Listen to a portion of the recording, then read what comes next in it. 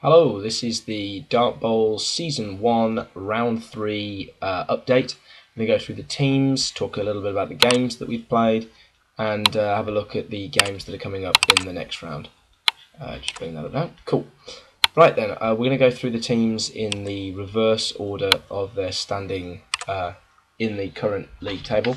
So in current 6th place with 1 point, it's Shaun's Thaurissian Thunderers. Thankfully, this round there were no deaths for the Thaurissian Thunderers. They played against Spikey's Blue Bits, Ben's Skaven side, and it was a one-all draw. So that was Shaun's first point in the league. He also managed to get his first upgrade on Ragnar, his Minotaur, who had 3 casualties in one game. So it's a really good game for him. And Shaun seems to be finally making up for some of these early deaths, which is good. His next round game is against FC Lothern Jack's High Elves. I mean, that's going to be a tough matchup because obviously the High Elves are the best handlers in this round. But again, Shaun will have a huge edge in blocking and defensiveness. So I suppose it will really come down to I think Jack's going to get through at least once with his speed and his agility. It'll be down to whether or not Shaun can make his superior strength tell, but we'll see. It should be an interesting matchup. Speaking of Jack, in 5th place by touchdown difference with 3 points is Jack's SC Lothern High Elves.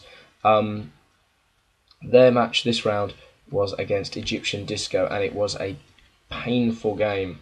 Alec's armor piercing has been shocking, although Jack was fortunate he didn't suffer anything beyond we've got a minus AV on one of his linesmen, but beyond that Jack didn't suffer any lasting effects, which at the hands of the Khemri side is a pretty decent result. Jack's starting to get some pretty good development in his side now. Comet Thrower, his thrower's got strong arm, which really widens up. Jack often likes to play a last gasp pass game or a long pass game, which strong arm really suits with. He's got block on a couple of linesmen as well now, which is really important given that before his only offensive capabilities were with his blitzers. As we said, his next game's against Shaun, and that side's covered in block and tackle. So it should be a real advantage to have some linesmen that he can depend on. Jack's side's moving forward. He's only got 3 points in the league. His but he's got his game against Shaun. And you'd have to say that Jack's got the more developed side, and then his final match against... That was embarrassing. His final match against Skaven should be quite a positional decider. Just above Jack in... No, God, I am doing really well here. Just above Jack, thanks to 1 touchdown difference, are Dan's Chaos Pact side, Average Tom's Jim. Dan's game against Matt. Dan played against Matt's Norse side, the Stochastic Slashers, and it was horrific. Dan had 2 deaths, including a player who actually managed to earn 4 SPP while he was playing. He was killed. Dan has really done a good job with all these team rerolls, but admittedly, an apothecary would have only saved 1 of these players, but that would have been 1 more than died, unfortunately. And he's got a player missing a next game. Thankfully, Dan has managed to pick up an upgrade from the game at least. Jesse Baines has managed to pick up block, which gives Dan his first block skill, bless him. Chaos Pact are a tier 3 side. I think Dan's doing really well with the difficult side. And Javier Bunt is black. He's black. That's worrying. He's dark. He's a dark elf. He's back, and he's got dodge, and he's got agility 4, and he really widens up Dan's scoring potential. Dan will be playing against Ben's Skaven, Spikey's Blue Bits, the fastest side of the league by a large margin. And with Dan lacking tackle and much block, it's going to be a tough game, I think. But Dan's had a tough league, and I really hope that we do a second season, because playing a tier 3 team, he really deserves to get a decent draw with a tier 1 or a tier 2 team. Just ahead of Dan by a single point is Ben's Spikey's Blue Bits Skaven side. As just mentioned, their Their game was against Shaun's Chaos Dwarves, who, for the first time, Shaun's Chaos Dwarves actually got to do some bashing. Ben's team picked up a couple of misnext games on a couple of linesmen, but no long-term damage. He's managed to pick up accurate on Numbnuts' thrower, which makes those gutter runners that little bit more dangerous. And Squirt managed to pick up block, so now he's a movement 10 blodger. The points are just going to keep coming to this guy. Ben's next game is against as I said, against the Chaos Pact side, and with that comes speed and blodge, down not having any tackle. Well, it's there's the potential for the gutter runner to run rampant. It's going to be an interesting match. I think Ben's played a really good league. I play really by the numbers. Perhaps his gutter runners have played a little bit defensively at times, but you can't. Ben's last two matchups are against two sides that aren't heavy on the bash, and if you can't bash Skaven, they are probably going to outrun you. So there's a lot of potential for Ben to shoot up. With 4 points, if things go his way and the other results don't go the way of the people ahead of him, he's still within a shot of winning the league.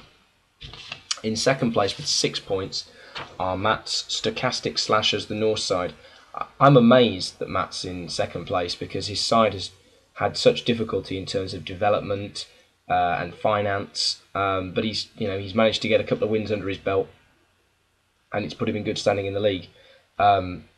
His game this time was against Average Tom's Gym, and after not being able to break open Armour 7 Skaven, no matter what he did, he pummeled Armour 8 Marauders, building up, finally getting some SPP on the Snow Troll, still not an upgrade, and nothing on the Orphan Burners still. But now he's managed to get kick on a linesman and sure hands on another one, as well as not picking up any injuries. He's added in a runner also, who normally I'm not that big a fan of, but Dauntless, when his next matchup is against Egyptian Disco and their 4 Tomb Guardians, I think Dauntless seems like a pretty good shout.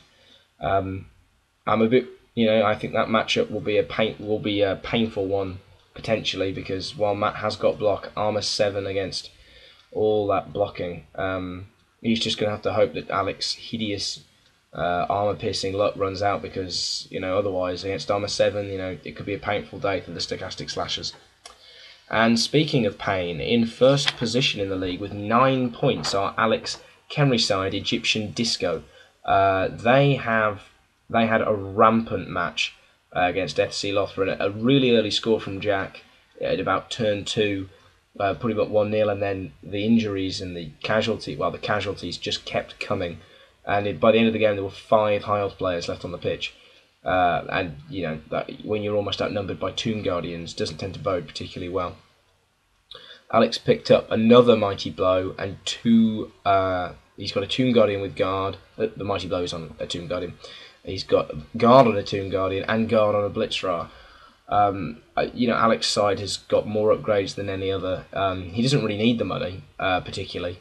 But because he picked up all his Tomb Guardians and all but one of his Blitzras at the start. Alex's next game is against the Stochastic Slashers, one of the few teams that might be able to stand up to him in terms of blocking, because they have the block skill. And 2 die against block isn't quite as risky for Matt. But Alex had some really good. He's played some really solid Blood Bowl. His caging has been really solid, and he's had good fortune. But how many people win a league and don't have good fortune? He's played his good roles, and he's done well in the league. He's won all his matches. His last 2, as I say, the Stochastic Slashers, and then his last game will be against Average Tom's Gym, Dan's Chaos Pact side, who have not had the best luck when it comes to injuries and don't really have many of the skills necessary to stand up to a blocking side of this caliber. Alex casualty caused are 10. His casualties received are 1. So it's not just. He's known how to really put the pressure on sides, and even though he's rocking Armour 7 skeletons, he's only received 1 casualty. Obviously, a lot of that is poor luck on his opponent's side. But part of it is just no one wants to stand next to these freaks, because they'll just pierce right through you. So Alex playing a really good game with Khemri, who are actually a tier 2 side. So next season he's actually still got choice of everything. And when you see that Norse, Skaven and High Elf are all first tier, that means that there's probably going to be quite a few tier 2 and tier 3 that go out of the cup before Matt picks from tier 1, 2, or 3. So, you know, before Alec picks from tiers 1, 2, or 3. And with the power of the mulligan, you know, Alec could be on for a really good side next season. So, yep, there we are at the end of round 3. I'm really pleased with how the players have been. Everyone's been putting down their bets. Everyone's been submitting their sportsmanship really well. You know, we've had a couple of comments on the YouTube videos. I think everyone's enjoying it. You know, it takes a long time to put up all the photos and all that sort of stuff, but you know, and I think I did the right thing in not playing in the league. But if my recent games against Alec and his ability to create blood out of nothing are any indication, I'm sure my team would have been in pieces anyway. Yeah, so I mean, hopefully we'll see a second season. We might have a bit of a break. I'll see what the players want to do. So yeah, here's to round 4.